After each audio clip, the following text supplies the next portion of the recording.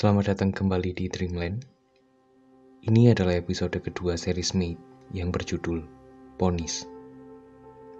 Setelah kemarin di episode pertama, kita bisa melihat awal mula Alex menjadi pejuang tunggal kebahagiaan putrinya. Tanpa berlama lagi, kita langsung lanjutkan Made Ponies.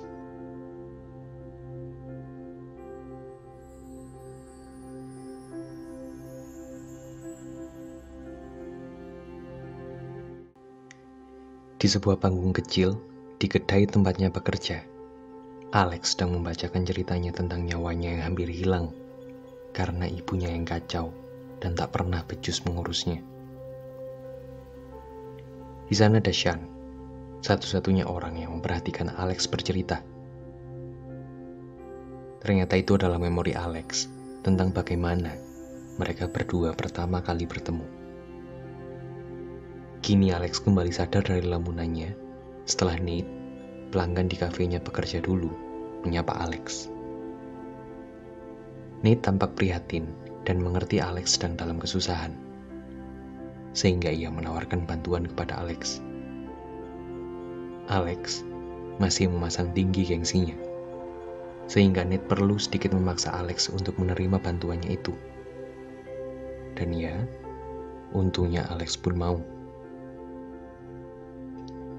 Di mobil Nate, sambil menikmati sarapan yang dibelikan Nate, mereka bercakap beberapa hal. Nate ternyata baru saja bercerai, dan ia juga sama seperti Alex, yaitu menjadi orang tua tunggal bagi putranya. Obrolan itu terpaksa usai ketika mereka sampai di kantor Yolanda.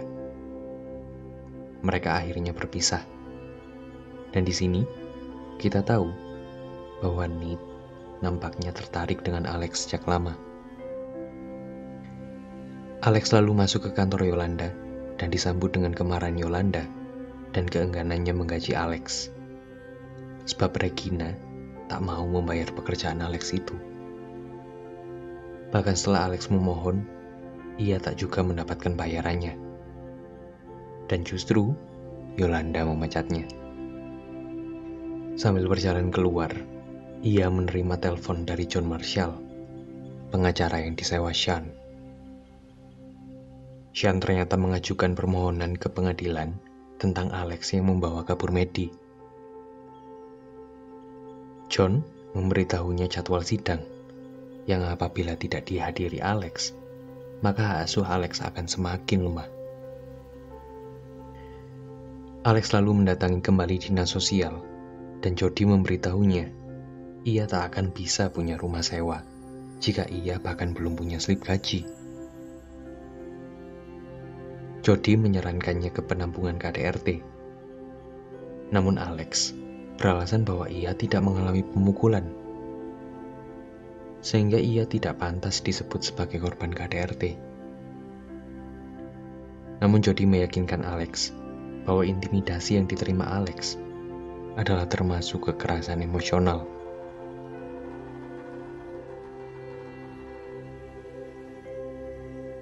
Alex lalu pergi ke penampungan. Itu adalah kali pertama ia bertemu dengan Dennis, pengurus penampungan yang menyambutnya dengan hangat.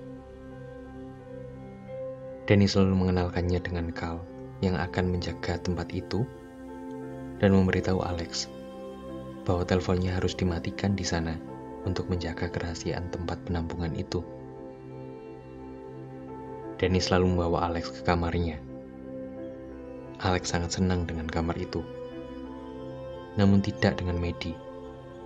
Maddie tak tampak bahagia, sehingga ia menangis keras. Tiba-tiba pintunya diketuk oleh seorang wanita yang memberikannya banyak sekali boneka poni agar Maddie berhenti menangis. Alex lalu mendatangi kamar wanita itu untuk berterima kasih. Mereka akhirnya berkenalan.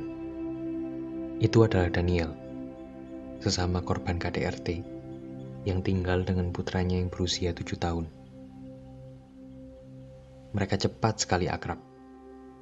Bahkan Alex mendapatkan baju dari Daniel untuknya besok pergi ke persidangan. Esoknya Alex dan Maddie mendatangi persidangan itu.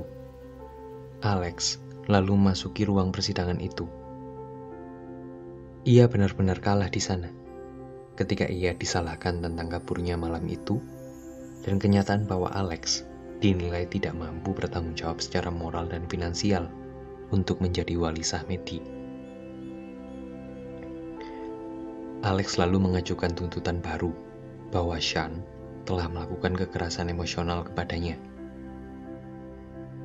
Alasan itu jelas tak cukup kuat, namun komisioner memutuskan menunda persidangan mereka selama 7 hari dan meminta Alex menyiapkan berkas-berkas yang bisa memperkuatnya untuk sidang hak asuhnya nanti, dan sementara Maddie akan diasuh oleh pihak Sean.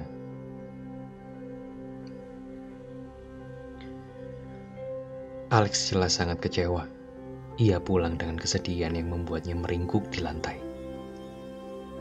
Daniel lalu memarahinya untuk bangkit. Daniel meminta Alex bersiap melawan Sean ketimbang hanya bisa menangis dan meringkuk di sana. Alex masih sangat linglung. Daniel lalu menghibur Alex dengan meminta Alex menuliskan satu hal yang membuat Alex marah. Alex menuliskan tentang kemarahannya kepada Regina yang enggan membayar upahnya.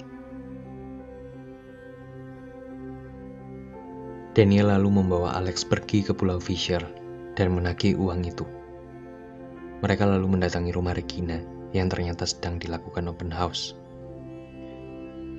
Regina sayangnya sedang tidak di rumah, namun Daniel punya acara lain.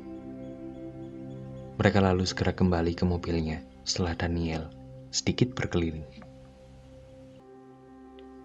Di dalam mobil, Daniel lalu membuka tasnya, dan ternyata ia telah mencuri anjing Regina. Alex tak setuju dengan ide itu, sehingga ia memutuskan mengembalikan anjing itu saat mereka sampai di pelabuhan. Regina pun datang. Ia senang anjingnya kembali, namun ia marah kepada Alex yang menculik anjingnya. Alex lalu bangkit dan balik memaki Regina dan mengatakan bahwa sebab Regina, ia jadi kehilangan putrinya. Daniel lalu mengantarkan Alex ke rumah Sean untuk memandikan Maddie. Alex lalu mendapatkan penolakan dari Doreen, ibu Sean, yang mengatakan bahwa Maddie tengah tertidur setelah ia mandikan. Dan Doreen lalu menghardik Alex untuk segera pergi dari sana.